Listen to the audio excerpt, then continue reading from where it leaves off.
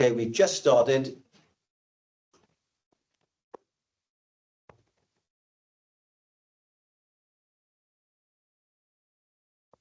Okay. Okay, then let's start again. Thank you. Good afternoon, everyone. Prynawn. Welcome to today's meeting of the Standards Committee for Merthyr Tydfil County Borough Council. Before this meeting will be recorded, and members of the public have been invited to attend. So if there are any members of the public there, welcome to you. You're most welcome. If I now go just prior to the agenda, let's do a few welcomes. Could I welcome, first of all, Mr. Geraint Morgan, our new monitoring officer, Merthyr Tydfil County Borough Council. Geraint, you are more than welcome to the meeting. Thank you. If you want to say a few words before. No, I think I've introduced myself to everyone down this side of the table. Martin, I already know from previous meetings on something else, and that's about it really. I mean, obviously, I've taken over from Caris's role as monitoring officer from May. So yes, this is my first standards committee that Simon's going to run it basically. Well, congratulations on your appointment, and we look forward to working with you. Thank you. Now, if we go to agenda item 1, apologies for absence. Ellie, have we had any apologies? No, received, Chair. I've had one from Pauline Griffiths. She's indicated that she's abroad on holiday, so that could be noted there. And I think that's it. Now we go to agenda item 2, declarations of interest. Are there any declarations of interest from anybody in relation to any item that might be subject of the meeting today that you're aware of?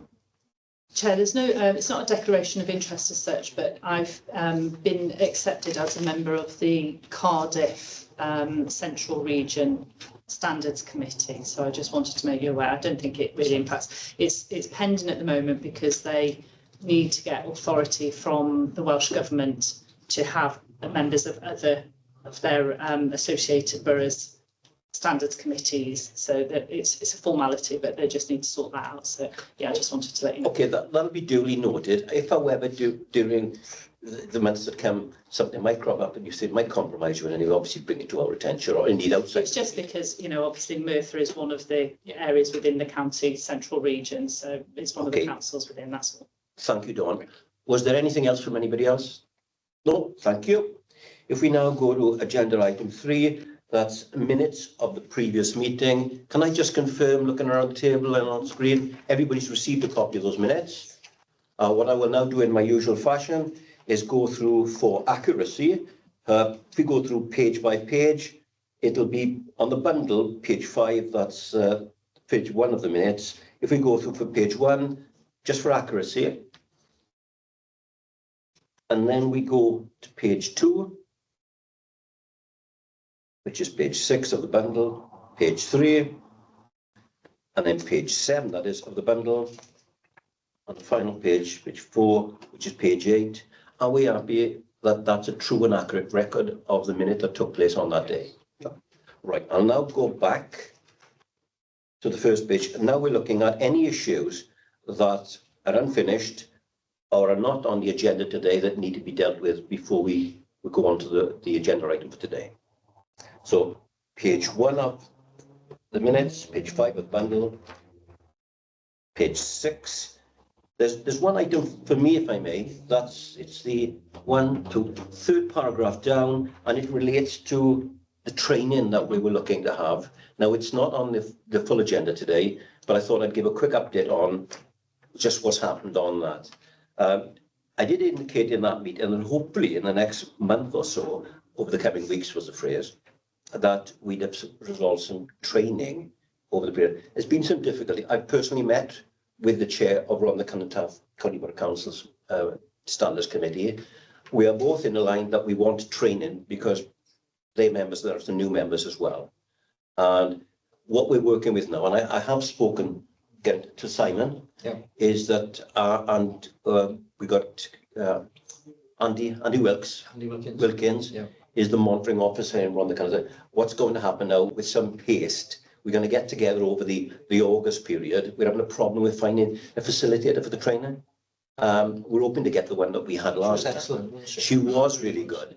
And it was, you know, I just because there's a partnership there we can develop on as well. And because that particular trainer knew us, very well versed in, has trained many local authorities. So if I may say, I know we discussed this week, that we will go with that with a head of steam now, and hopefully by our next meeting, prior to our next meeting, we'll have a date sorted out so that everybody can have the training in partnership with Rhondda Cynon Taf Council. Sorry, Martin, yeah, you come.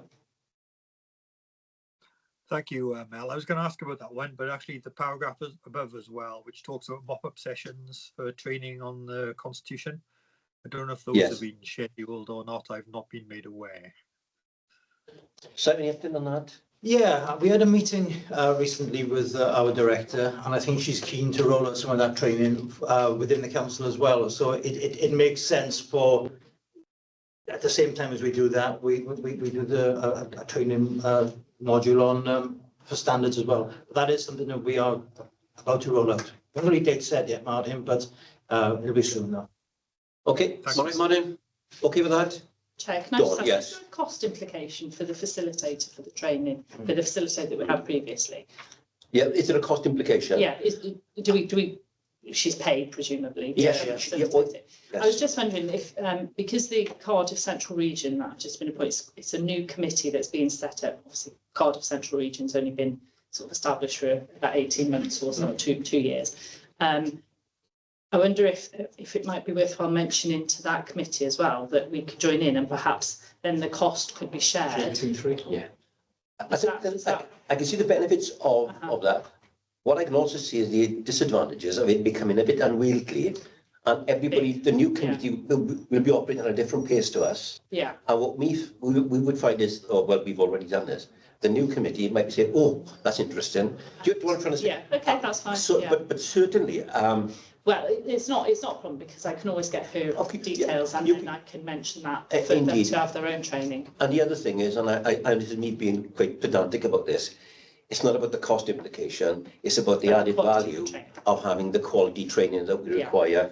And I'm sure in the coffers of both local authorities, knowing how important both local authorities value and feel about the works of standards committees, that it is vital that we get the best training. So are you happy with that, Don? Yeah, absolutely, makes sense, yeah. Thank you. Right, unless there's any other issue on there, we now carry on with page 6 of the... Sorry, Guy, I didn't catch that. Thank you. No problem, Chair. Just to agree with what you said, Mel, really, and I think you've hinted at it, that if there's a cost element, my view would be it would be best share it with another local authority to have their existing standards committee to come to a training session. Yeah, and indeed, a standards committee, which is just like ours in one respect, that it's got a number of new members, so that not only is there a need, but there is a nice balance between experienced members and those who would value some training, so they can bounce off the more experienced members as well. Yeah. Thank you, Garth. Thank you for that support. If I can, then I'll just carry on page 6. Were there any other issues that are not on the agenda today that need to be finalised, top and tail, as it were? Page 7. And the final page for those minutes was page 8 of the bundle, page 4. Right there. Having gone through them for both accuracy and for clarity, are we now, as a committee, happy to approve those minutes? Yeah. Ellie, sorry, I don't know who's first. Jeff, I'll give Jeff first. No, I just said yes. You're right, you're happy to approve. Dawn? Yes, thank you. Jeff? 2 members. Thank you. Yeah. Both members approving online? Yeah, thank you. Ellie, if you could note that the minutes were approved unanimously. Thank you. If we now go on to agenda item 4, it's the annual report and to receive a verbal update from... From me? Yourself, Chair. Just to remind everybody that the Local Government Elections Wales Act 2021 made it a statutory requirement for the Standards Committee to prepare and approve an annual report. I think it comes to this committee first, then it's got to go to full council as well. I think before that it wasn't a statutory requirement, but it was good practice in any event. But they did not qualify that. So I think what happened last year, looking at last year's report, which didn't go up until February of this year, due to the change of administration within the council, there were certain hold-ups in relation to getting that report done as quickly as we'd like. And as I said, it went up in February, covering the year before. I met with Mel last week, and it was discussed, and we're going to try and get this up for the next standards meeting, which, although we haven't got a date for it yet, we've got no council meeting or any council meetings in August, so we're looking maybe to get this report done, the annual report done for the next meeting, which could be in September. Or first week in October, something like that. Yeah, and then as soon as that's been approved by you guys, then we can put it to full council. But I'm aiming to get this done now by September, October, which will be a bit better than last year. Oh, there was, and one of the issues, one of the rocking points we had last year, if you remember, is we had this new introduction of the leaders' compliance. That's right. And leaders' input, Yeah. and a written report required of the leaders as to what they've done, when they've done it, how they've done it, with a little bit of feedback, etc., etc. So what I have done, perhaps earlier than I did last year, was ensuring now, and on the 5th of June, with Geraint, our modern officer, and with Simon, I met with the leader of the local authority on the 5th of June, and we had a long meeting with Brent Carter about his role, what he's doing, any issues, etc. It's very, very positive and productive. And I know that Councillor Carter, as the leader, will be now is expediting the report that he has to submit, and I will do the same with the other leaders once I'm directed by Simon and Geraint in relation to who are the leaders of the other parties over the next month or so, or certainly when you come back after the August Early break. September, perhaps. Early September. So all of my role in meeting with the leaders will be concluded. We'll have a report from all the leaders, and then we could just do what you said, Simon, is get the annual report in and submitted. Yeah. Jeff. Chair, if I remember rightly from last year, you took your deputy last year just to ensure that, with some continuity if something was ill or something like that. Subject to Dawn being available, would it be possible to take the deputy with you this year so that there is continuity? Absolutely. Dawn is my deputy now, because the problem was that previously to this, is my deputy was invited, but it's not just bad, but the deputy didn't turn up. Dawn and I have regular conversations outside of this meeting. I can assure you that if I'm going to meet with anybody, Dawn, if Dawn's available, will be invited. And indeed, everything that I do, Dawn, I can assure you, is briefed on where it's appropriate and right to brief. So I just wanted you to be aware of that. Dawn, if you have any comments about that, because we were talking about you were involved, right? Is that okay, Jeff? Yeah, that's perfect, thank you. Yeah. Any issues from anybody else? Simon, you're happy with? Yeah. That's enough for the annual report? That's enough, yeah. Right, we now go on to agenda item 5, which is the outstanding public service ombudsman's report for Wales Matters. Are there any issues? My understanding is we've just got the one currently with the Ombudsman. That's still under investigation. As soon as we get something back, one way or the other, we report to this committee. We also report, if you remember, on an annual basis when we get the Ombudsman's annual letter as well, because that will detail as well the number of referrals that have received in relation to councillors, in relation to council services, etc. So there will be an automatic report coming up in any event. But again, we can update you when that is concluded. Any idea along the Absolutely no idea. I had the letter last week to say that they were looking at it. Yeah, I know they're very busy. I was going to ask about timescales, because that's one of the biggest issues we have. When a matter is referred to the Ombudsman for a decision or for a preliminary investigation, could we've gone through this before. There is a local member who is subject to the allegation, is going through a lot of issues. So if we can talk, but if there is anything that we can do as a standards committee after August period to say, we're conscious that this is putting some pressure on. You see, hopefully we'll have a decision on the matter. Yeah, and of course you'll have seen from the report we get coming up later from the local resolution policy, the Ombudsman took advice, and in some respects they made more work for themselves, because we were getting involved and dealing with complaints ourselves. But then they said, no, you've got to stop it at some stage, which again is creating more work. So, Yeah. But they must have, KPI is probably the wrong word for it, but they must have some sort of guidelines on when they need to have responded by. You think so? You would think every agency must have that, so. But we know from the past, I mean, some of these taking forever. And when you think of all, I know that, you know, you got Martin there. Martin's the chair of the Midwest Wales Fire Service. You've got investigation, and they've gone through, and all in our meetings with the All Wales group, and I'll give an update on that very shortly. And then there are over 20 local authorities, and we're all having the same issues when a referral is made. And I know it's easy to say that there's pressure at work and pressures, etc. But sometimes I think when individuals are waiting for results on something which is so serious for them, even though it might be not serious in the bigger picture of things, it's still a cause for concern. Absolutely. And we'll keep on top of it, and hopefully it'll be resolved soon. Yeah. But only one, which I suppose is good. Okay, thank. Any questions for Simon in relation to that subject matter? No, thank you. Which takes us on nicely to agenda item 6, which is the National Standards Forum. And once again, Martin, because you were there online with me, if there's anything that I miss out on, I'm not going to go into great detail.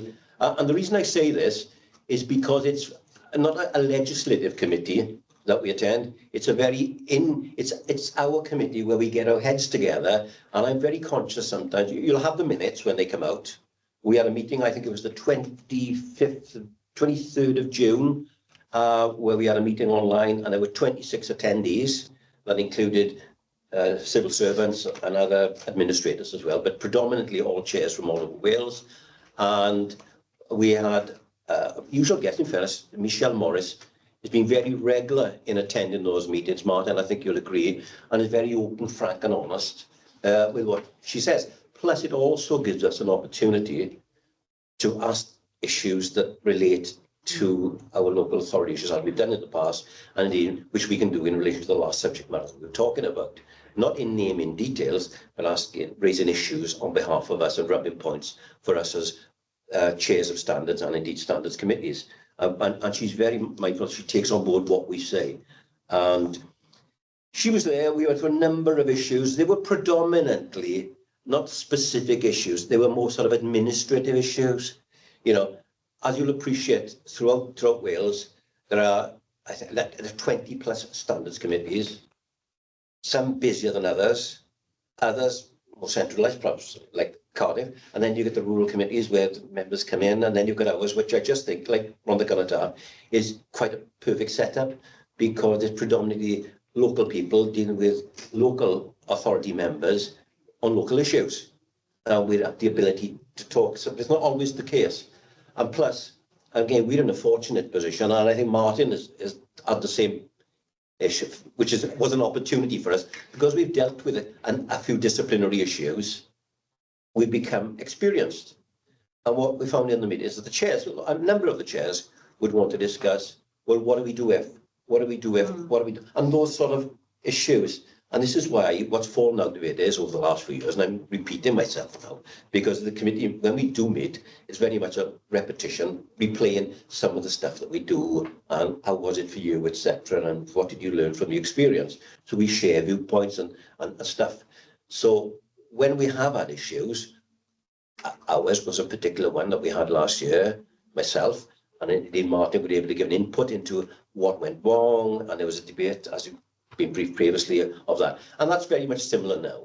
So what I won't do now, though, is to go into details of what other chairs raised, because I wouldn't want to compromise what they said, because it's on the legislative committee, right? So what I'll do on this, I will wait until I have the minutes of the last All Wales Standing Committee. And once I get those, I will inform Ellie or Simon via your office there to say, here they are, would you circulate them to the members? So then you can actually read what's been minuted rather than my off the back of a cup sort of reflections on what went on. I'd rather than be caught out.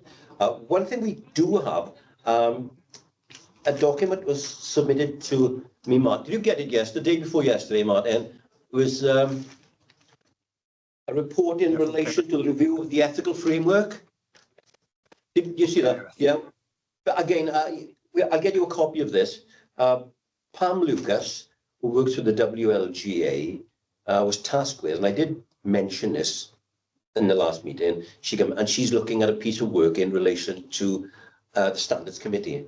What's fallen out is that in relation to, it's the Standards Committee Wales Regulations 2001, and it's linked into equality and making sure we get the best. At the moment, the legislation indicates that anybody that was an employee of a local authority or an elected member of a local authority, or indeed an executive of the local authority, cannot apply to become a member of the Standards Committee once they've left the payment or the role they were performing with that local authority. In this case, it would be Hannah, yourself, and yourself, Gareth. What they're now looking to do is actually, in the area of authority, say once you completed your service, then you will be eligible to stand, if you so wished, everyone, to become a member of the Standards Committee, and it would not be a bar. It hasn't been finalised yet. There are sort of years, 30 days, but it's out for consultation. So if anybody's got any views that they want to pass to me, I can be a conduit, or indeed with Martin, as to what we think. It just makes, from my view, it makes common sense. If you're no longer in the employment and you have experience and you wish to be a member of the Standards Committee, then I think you should be allowed to. Yeah, Martin. I mean, that's a really good example, and I've had conversations with Simon about that, because I worked for Merthyr Tydfil Borough Council back in the 80s, and under the rules, if there wasn't the fact that Merthyr Tydfil County Borough Council is a different organisation to Merthyr Tydfil Borough Council, because this is pre-reorganisation, we had two-tier local authorities. Technically, I would not be eligible for this, despite the fact that was some 30 or getting on towards 40 years ago. Which clearly seems like madness. I think the conversation is about what's a reasonable period of time. So if you step down as a councillor and then the next day become part of the Standards Committee, that might not be appropriate. So whether there's going to be a cooling off period of a year or a couple of years, perhaps, I think that's a conversation still going on. Yeah, indeed. But what it would allow to everyone is the fact you look at our local authority members or elected members now, could become very experienced in the ways of standards and understand the dynamics of what happens is that once they are no longer elected members, might wish to use that experience to the benefit of the Standards Committee itself. And so I think there's an opportunity. But I agree, Martin. I think in the subtext in that was, it'll be sort of, I think they'd be looking for, there has to be sort of a time period between a cooling off period between walking out on a Friday and perhaps in a 12 months time you can apply something like that. I'm sure that'll come into it. But anyway, that's basically it from the Standards Committee. But when the minutes come, I give you my word, you will have a copy of them, and then you can sort of read them at your leisure then. But there's no great revelation or anything that's going to knock you off your seats, I can assure you. Okay, are there any further questions for me, or indeed Martin, who was present at that meeting? No, thank you. Thank you. Now we go to agenda item 7, which is our whistleblowing policy, and we're going to have a update from... Yeah, from me, first chair, and I'll hand over to Geraint at one point as well. Thank you. You'll see that the report is an annual report that we now do on whistleblowing. It updates members on the whistleblowing activity of the council in the previous year, and also it also deals with anything else that's relevant. And as you'll see from paragraph 3.2, there was new legislation came in force in June, 26th of June, which will have a bearing upon our policy. So I will review the policy now in light of that. Our policy says in any event that it should be considered for review every 2 years. It doesn't necessarily mean you're going to have to change it every 2 years, but you need to have a look at it. So the last policy, I think, was put up in February of 2023. So it's due, it was due a look at in any event. But with this new piece of legislation coming in, which will, I think, affect a change, that'll be done. And again, Chair, come the next standards meeting, I would hope to have got an amended policy to put before you. based upon the changes of that legislation, which I haven't looked at in any detail. Also, what you'll see in 3.3 is the efforts we make to ensure that people are aware of the ability to whistleblow. Whistleblowing in the council is low. There is an amendment to be made to this report because it says that we had none last year. Subsequent trawl through the former monitoring officers' files suggest there was one, which Geraint will give brief details of in a moment. Thank you. But in any event, I mean, then there's only one. So that sounds good, but it's only good providing people know about the policy and the ability to whistleblow. And to that effect, you'll see that I had a conversation with our procurement team, and our whistleblowing policy is now contained in any contract documentation that is signed up by any contractors. So if you're going to be our contractor, you're also signing up to our whistleblowing policy. So because it binds anybody who's working for or on behalf of the council. So they will now have that as standard. We've also got the link to the policy on our fraud awareness page on the intranet. So, I mean, if you think that the whistleblowing is a fraudulent issue, then, I mean, there's guidance there, it takes you straight to the policy. And also it's in the staff hub where there's this, you've had a chance to look at this infographic, which has been produced, not by me, but I produced the whistleblowing policy a couple of years ago, but I didn't prepare this, and it's taken from our policy. But it's quite handy because it shows you it's a flow chart as to how you deal with whistleblowing. It says, I think you use a common sense approach depending on what the nature of the whistleblowing is. So you go, I think they say initially discuss it with a colleague, and you know, maybe something that affects the whole department. You say, well, shall we whistleblow? And that gives a bit of support and a bit of a bit of structure maybe to the way you deal with it. Then probably you've got your line manager, but it could be your line manager you're whistleblowing about. It could be somebody that's influenced by another person. So you have to use common sense. But ultimately, this shows you who to go to. If it's fraud, you're a fraud line, and that needs to be flagged up. Schools deal with it themselves. You know, they can come to us for help. You know, I mean, it says that you raise it with the head teacher, but it may be the head teacher is the. So in that instance, you go to the chair of governors, and the chair of governors can come to us for advice and assistance, which we would give. Examples, it says here, for councillors. Councillors' concerns must be raised with the chief executive, or the deputy chief executive, or director, or the standards committee itself. So, you know, councillors can raise whistleblowing concerns. How to report, you know, if you've got no faith whatsoever in the council, you can go externally. So there's this charity called Protect. Their details are there. I think their website is set out. It's in the policy, but you know, this is nice and easy to it jumps out at you. Prescribed bodies you can go to. So you know, essentially, it shows people that if you whistleblow, and providing it's not done maliciously, you're protected. You know, but if you're whistleblowing just to get somebody into trouble for no reason, then that's a different matter. That is, but that's considered.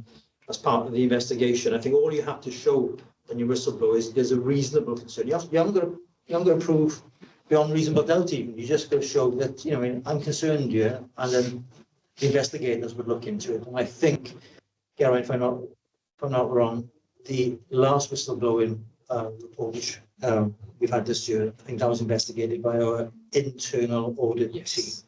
So, you know, I mean, and our internal audit team is a joint service with a number of other councillors, I think. Jen and the Vale also. Vale used to be RCT. But yeah, one's left. So, so it's almost dealt with externally. So, I mean, I'm not sure if Geraint can say any more than this really. There was the one report that has been investigated. Was it upheld, do you remember? No, it's been resolved. It's been resolved, okay. So that needs to be amended in the report itself, where it says none, it should say. And anonymised, of course. Yeah. Of course, yeah. It's not appropriate to give details in this year. Are there any questions? I have one question I want to raise, but I'll pass it across to colleagues. First of all, thank you for the report, with you, Dr. Geraint, on that. Are there any issues, Martin? Thank you, Simon. It's really helpful update as always. Do we have a lead person on whistleblowing? So who writes the policy? Is it you? I guess. Technically, The reason I ask that is, sorry, go ahead. Sorry, no, it's the monitoring officer ultimately, because they are. Okay. That person is responsible for the property of the council. Last time it was delegated to me as deputy monitoring officer, but I think, it should technically be under the authority of the monitoring officer. The reason I ask that is just because obviously it's really helpful to have this policy, and this 2-pager of the procedure is really, really helpful. I just hope somebody checks every now and again that those telephone numbers and emails actually still exist and are live. Yeah. And the last thing I'd say, if you handed me this piece of paper and the piece under section 7, which is the email, the web link to find the list of prescribed bodies, it took me 3 hours to type that in and get it accurately. So Yeah. If we could find some way of putting a URL that's a bit shorter than that in, that would be really, really helpful for next time. Now, I think what happened there was the ones on the intranet may well be a hyperlink. Okay. Okay. When I sent this to our democratic team, I didn't know how to put a page from our intranet into that. So that may be just a PDF that's been created. It is, yeah. I thought it was.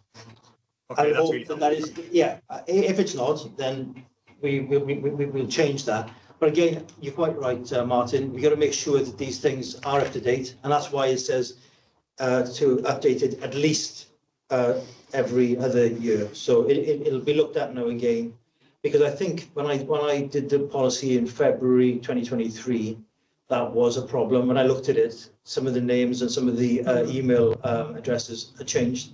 So yeah, it's key. Yeah. And I know from conversation that Craig is the person who gets the forward line at murthoch.gov.uk. I guess that goes to Craig. That's right. Are you happy with that, Martin? Are you happy with that? Thank you. Chair. Okay, thank you, Martin. Anybody else got any issues? I've just got a thought. If we go to the informatic, which is on page 12, examples. Yeah. I'm very conscious of the role of the Standards Committee and having to deal with issues in its finality. And I just wonder, are we going to manage when it says, for example, for council concern, may be raised with the Standards Committee? Yeah. But what I'm concerned about is if we're going to be at the start, or one of our elected representatives is going to be on the street and they're going to be briefed on an issue and become the person, the receiving operator, that if we're going to stick with this, then that person has to declare interest immediately, and they cannot be involved in any other part of the process. If, however, something comes in and we all get contaminated by initial report, then it goes. So I just want to be, we need to think this through, because I am firm belief that the Standards Committee stay away from any initial reporting, allowing the investigation, the consideration, and the decision to refer to us. Then we do our job. Do you see what I'm trying to get at? Definitely, yeah. And I just think if we could just take the word Standards Committee out. I think, well, I know that this infographic would have been drafted after the last policy, or went up in February 2023.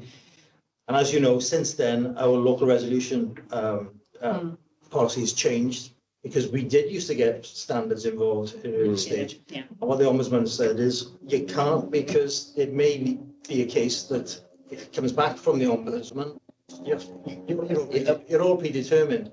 So I think, bearing in mind that we've changed our local resolution policy to remove the Standards Committee, I can't see the point in leaving it in there. It just complicates things. If you're a councillor and you have concerns, then you should really know who to contact: Chief Executive, Deputy Chief Executive, the Director, or even a Scrutiny Committee Chair. Do you know what I mean? That's I think that's enough. You know what I mean?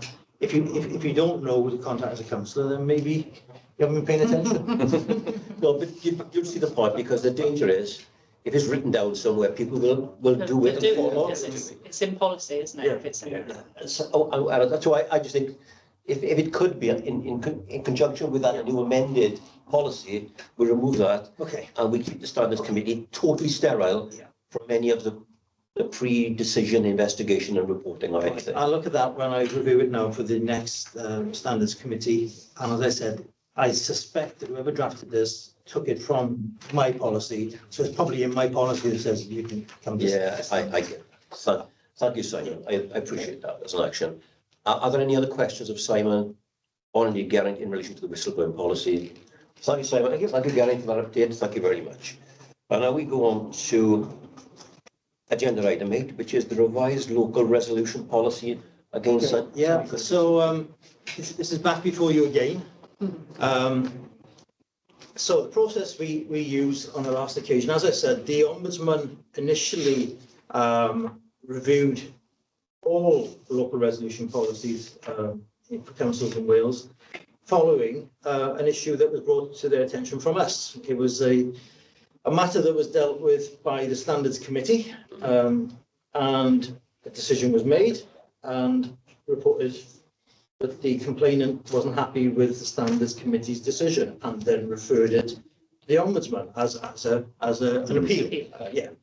Ombudsman said, hold on, how have you dealt with this at Standards when it hasn't come to us first? And we said, well, local resolution policy, in line with many other councils' local resolution policies, allows us to do that. The policy was that initially it would be the monitoring officer would sit down with the complainant and the complained of and would say, let's try and resolve this, say sorry, or, didn't really mean it. And, you can resolve a lot of those that way. If you couldn't, it said that you then go to the leaders of the respective parties to see if they could put any, not pressure, but see if they could resolve it. And if not, then we send it then to our standards committee. And I think we've done that about 4 or 5 times since I've been involved. And apart from the last one, a decision was made by our standards committee that was accepted, and that was it, resolved as far as we were concerned. This one brought an issue to the Ombudsman's attention that we had already considered it. And I said, no, you shouldn't be considering it. The process should be, local resolution, that's the monitoring officer, the leaders. If they can't resolve it, it's got to go to the Ombudsman at that point. The Ombudsman investigates it, and or otherwise it says there's nothing in this, sends it back down to us, or they investigate it and they produce a report. That report then comes to the standards committee, and then you may have a hearing where the Ombudsman's investigator will give evidence. I don't think we've ever had one of those in Merthyr since I've been doing standards.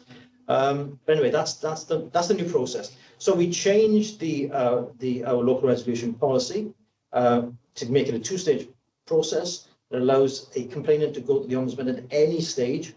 Ours said, no, once you started the process, you leave it in-house. You can't go to the Ombudsman once you come to the standards.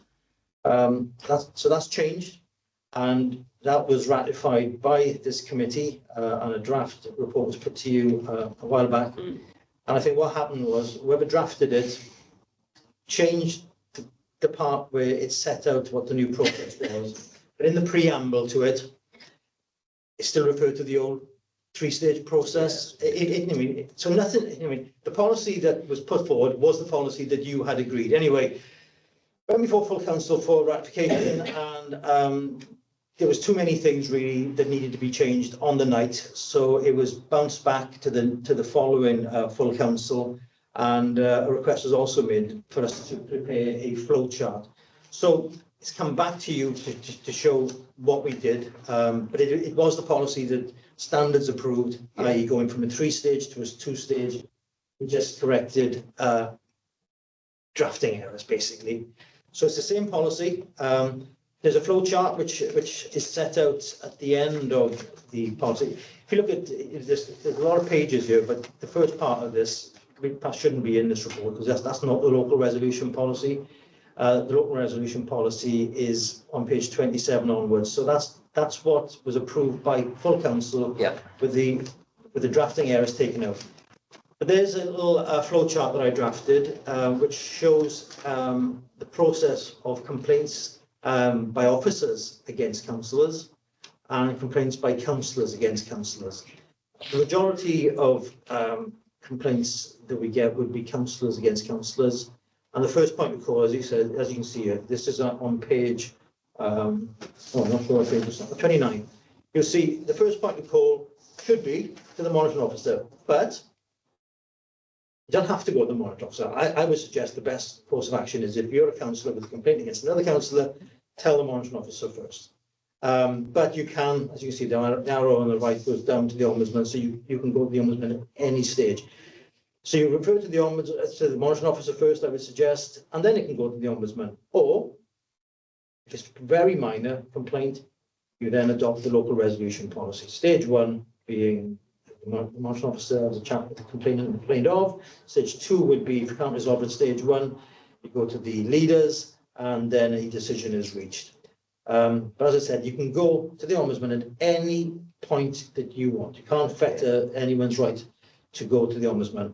And as I said, if the ombudsman gets a report, investigates or decides not to investigate, if they investigate, they prepare a report, and that is either sent to the standards committee or to the adjudication panel. Now, I said that we've never had one sent here. I think we had one sent to the adjudication panel, a former leader. Yes. A number of years ago. I think they tend to deal with the more serious breaches, perhaps more high-profile ones. So that one went to the adjudication panel in Cardiff. Again, the ombudsman might say, we're not going to investigate this. They send it back to the monitoring officer. The monitoring officer can say, yeah, but there's some substance to it, and can do a report themselves. So it is set up nicely there. The difference with complaints by officers against councillors, it's pretty much the same, except there's the chief executive first, and the rest of the process is exactly the same. And of course, somebody asked me, I think in council, what about complaints by councillors against officers, or officers against officers? Yeah. Well, that's dealt with our HR policy, that is. So that's not for this committee. So that's just for information. It is exactly what you approved in the last standards, just with the typos taken out and this flow chart to assist. Thank you, Simon. Jeff? Yeah, the report makes note of something called a standards officer. Could you tell me who that is? Right, that would be. The monitoring officer? Or is it says It has been me in the past, because when we have dealt with these matters, the monitoring officer has dealt with stages 1 and stage 2, so has already been involved, and they could be predetermined, they could have made a decision themselves, so it tends to come to me, and I would be the officer preparing a report for standards. I think when we did the last one, You presented it, didn't I you? presented it, but it wasn't done as a report. I just prepared a committee report. But I think the policy says there's a report prepared in the same way as the ombudsman prepares the report and sends it down to us. If it comes to us to do, then I would prepare that report, and I would be the presenter of the me essentially. Thank you. I've just got one issue. If I know in the flow chart, Simon, Yeah. and it was something that cropped up in that discipline. There's no, an appeal. There is no right of appeal at the end of those. Is it? No. And I just wondered whether there should be a box at the bottom to say, when on conclusion of the decision making, there will be no right of appeal. Just so people, because if I was subject of something like this and gone to this, I'd want to know, is that the end of it, or can I appeal somewhere? Yeah. Well, my understanding is no appeal, but that can be changed. Yeah, no, just while it's in there, Yeah. because the flow chart is very useful, Yeah. but someone might follow the whole flow chart through and then say, right, where do I go next? Yeah. And I think it needs to be quite clear, because that was one of the issues that cropped up with us. In reality, Yes. there was no appeal legally, but all of a sudden something happened which made it become an appeal, didn't it? I think there's judicial review, where there's some failure in the way you dealt with it. That's not, that's saying you didn't follow your process. But I don't think there's an appeal to anything that's come down from the standards committee. But that can be put on there. Yeah, it's just useful. It's a very useful flow chart, and it just tops and tails at the end there. Do that. Yeah, we're in agreement to that. Right. Are there any other questions for Simon on that? Yep. Can I just say thank you for the work that's been put in, whether it's by yourself or whoever produced it on your behalf. Thank you very much. And now we go to, well, let's just go to number 10 first. Any other item deemed urgent by the chair, and nothing has been brought to my attention. And what our expectation would be, if you had an urgent item, you would have told me before now. So thank you very much. And then we'll go to the date of the next meeting. Now, bear in mind that Simon is going to give us, we've got the August sort of recess. Then it's, I would imagine, quite a very busy period in September in relation to everything. I, for one, am on annual leave. I'm away from the 21st of September for that final week in September. I'm away for the first 3 weeks of September. Could I just say, and I think it helps both yourself, Garen, and Simon, and your teams, if we were to look at early part of October? Yeah. Does that help you? And then perhaps we'll be in a position to have that annual report. Yeah, gives a little bit more time for the annual report, right? And I can meet with some of the leaders. I've got it isn't full council the first week in October. I'm looking at It's the 8th of October. First, the following, after that, once you've got full council and all the, your administrative stuff and the, the constitutional stuff to sort out, that we can. Yeah, I think you're right. October will be fine for this meeting, and then if you approve the annual standards report, we can put it to the November full council. There we are. Is that okay? So what, 10th of October? Sounds good to me. That's a Friday. yeah. Right, if full council's on the 8th of October, then that's plenty of, 10th of October. Ellie, would you make a note of, it's been proposed, and at this stage, as long as, we're ready to go on that, 2 p.m, Friday, 10th of October will be the date and the time of the next standards committee. Right, that's it. Can I just say to everyone, thank you for your attendance, thank you for your contribution, as always. And Ellie and all the admin staff at the Met, making us look good, hopefully. Thank you very much. And it's a